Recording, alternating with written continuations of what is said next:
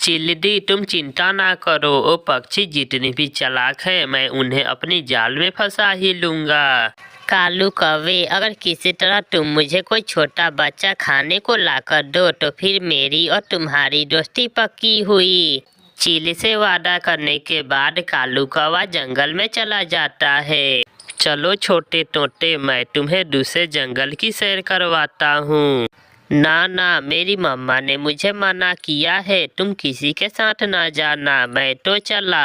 ऐसा कहते हुए छोटा तोता वहाँ से भाग जाता है। बड़े पक्षियों के साथ साथ ये छोटे पक्षी भी बहुत सियाने हो गए हैं।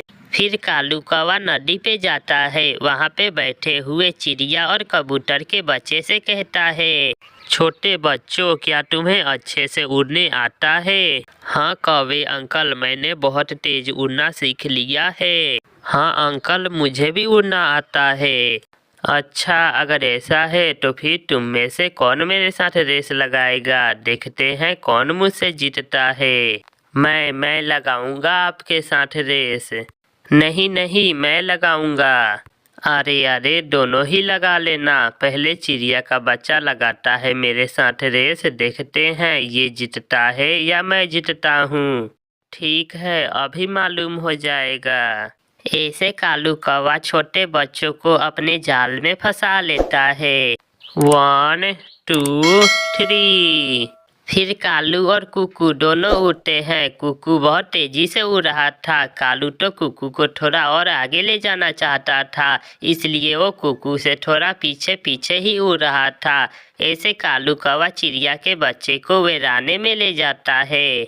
मैं जीत गया, मैं जीत गया, मैं कौवे अंकल आपसे जीत गया, आप हार गए। छोटे चिड़िया के बच्चे, तुम जीत कर भी हार गए। फिर कौवा चिड़िया के बच्चे को पकड़ लेता है और उसे लेकर पहाड़ों की तरफ उड़ता है। छोड़ दो, मुझे छोड़ दो, आप मुझे कहाँ लेके जा रहे हैं? जब काफी देर तक कुकू वापस नहीं आता और ना ही कौवा, तो किकी भागा भागा कुकू के घर जाता है। आंटी आंटी, एक कौवा कुकू को रेस लगाने के बहाने कहीं दूर ले गया और अभी तक कुकू लौट कर नहीं आया। ये सुनकर मामा चिड़िया डर जाती है। ओ शैतान कौवा, मेरे बच्चे को कहाँ ले गया है? फिर मामा चिड़िया जल्दी से उड़ती है और कबूतर के पास जाती है और उसे सारी बात बताती है। समय बहुत कम है, अगर देर हो गई तो कौवा मेरे बच्चे को नुकसान पहुंचा देगा। हमें पहाड़ों की तरफ जाना होगा। फिर कबूतर और चिड़िया पहाड़ों की तरफ चले जाते हैं।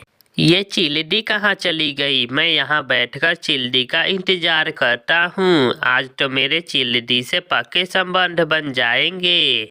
अगर मेरी मम्मा को मालूम हो गया कि तुमने मुझे पकड़ा है तो मेरी मम्मा आपको बहुत मारेगी।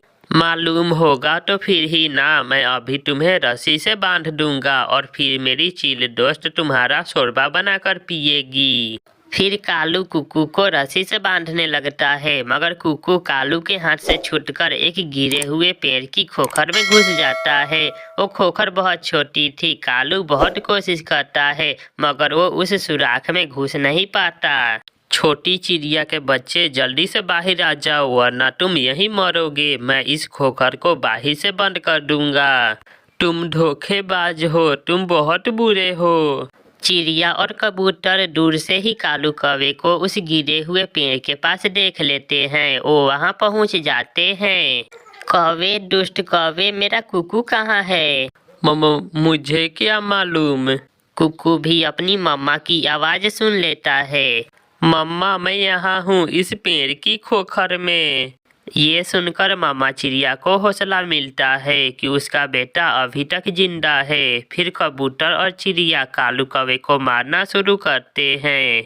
कुकू बेटा, आप बाहर आ जाओ, आपकी मम्मा आ गई है। अब ये कौवा आपका कुछ नहीं बिगाड़ सकता। कुकू आहिस्ता आहिस्ता उस खोखर से बाहर आ जाता है। मुझे माफ कर दो, मैं फिर कभी दोबारा ऐसी गलती नहीं करूँगा। दूसरों के बच्चों पर अगर तुम्हें दया नहीं आती तो हमें भी तुम पर दया नहीं आती। फिर चिड़िया और कबूतर कौवे को उस पेड़ की खोखर में ढकेलकर बाहर से सुराख बंद कर देते हैं। अब तुम इसी खोखर में मरोगे। तुम्हारे जैसे बुरे कौवे का यही अंजाम होना चाहिए। चिड़िया अपने बेटे को सुरक्षित लेकर वहां से चली जाती है। कुकू ने हिम्मत से काम लिया और डरने की बजाय हिम्मत दिखाई और अपनी जान बचाई। प्यारे दोस्तों, इस कहानी को लाइक, अपने दोस्तों के साथ शेयर और चैनल को सब्सक्राइब करना बिल्कुल मत भूलना। आपका धन्यवाद।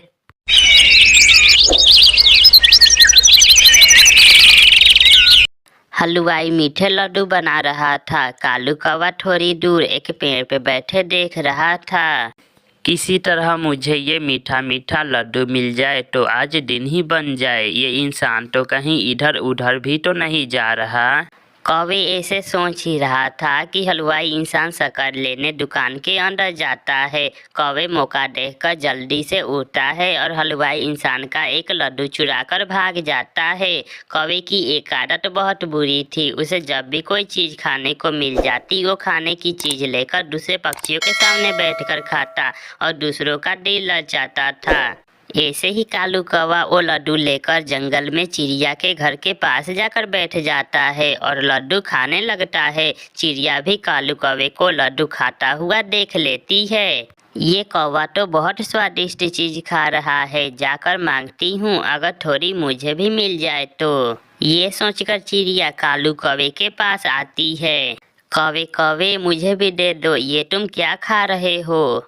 ना जी ना चिड़िया, ये लड्डू तो बहुत छोटा है, इससे तो मेरा ही पेट भरेगा। जाओ तुम भी ले लो। मगर कहाँ से? ये लड्डू मुझे कहाँ से मिलेगा? पहाड़ों की दूसरी तरफ बूढ़ी चील बांट रही है ये लड्डू। ये सुनकर चिड़िया बहुत खुश होती है और पहाड़ों की तरफ चल देती है। अब चिड़िया लड्डू नहीं खाएगी बल्कि बूढ़ी चील चिड़िया को ही खाएगी। कौवा हंसते हुए घर चला जाता है। चिड़िया पहाड़ों पर पहुंच जाती है।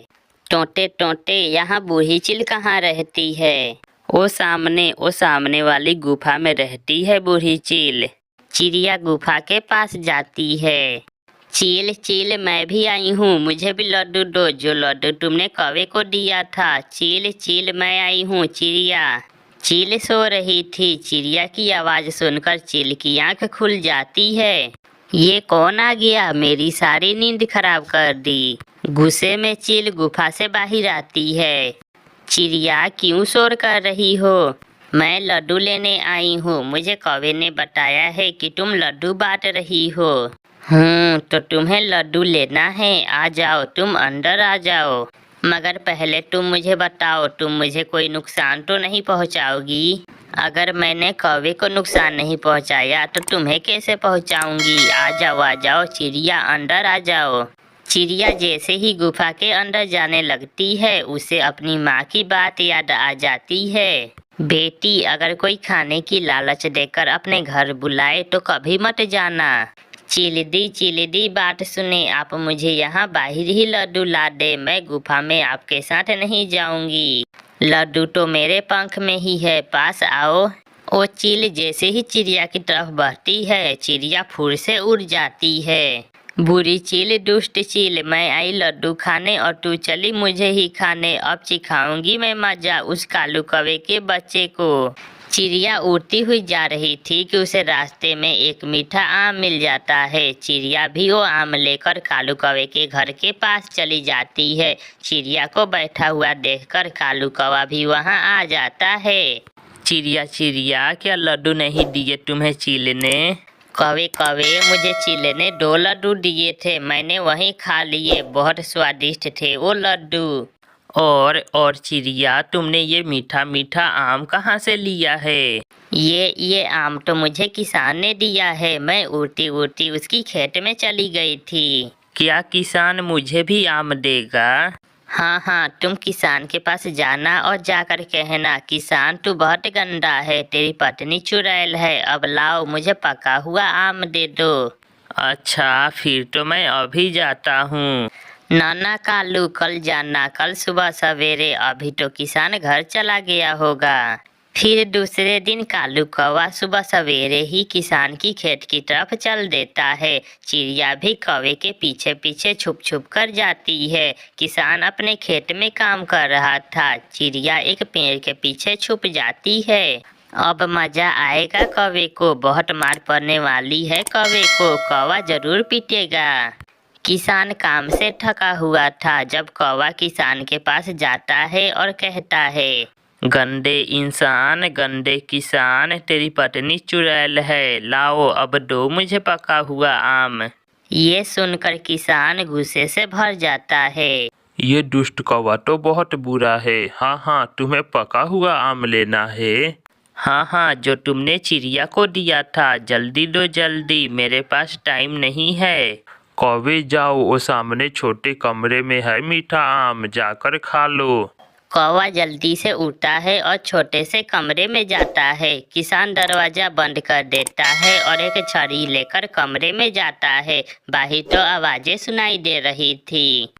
बचाओ बचाओ, है मर गया चिड़िया, तुमने मुझे मरवा ही दिया। किसान जी, हुआ क्या है? यही चिड़िया ने बोला था, उसे मिला पका हुआ आम और मुझे मिला डंडा, बचाओ। फिर कौवा खिड़की के रास्ते जान बचाकर भागता है और दूर जंगल में जाकर रुकता है। ये सब देखकर चिड़िया तो हंसे ही जा रही थी। ऐसे चिड़िया कालू कौवे से अपना बदला लेती है। प्यारे दोस्तों, इस कहानी को लाइक, अपने दोस्तों के साथ शेयर और चैनल को सब्सक्राइब करना बिल्कुल मत भूलें। आपका धन्यवाद।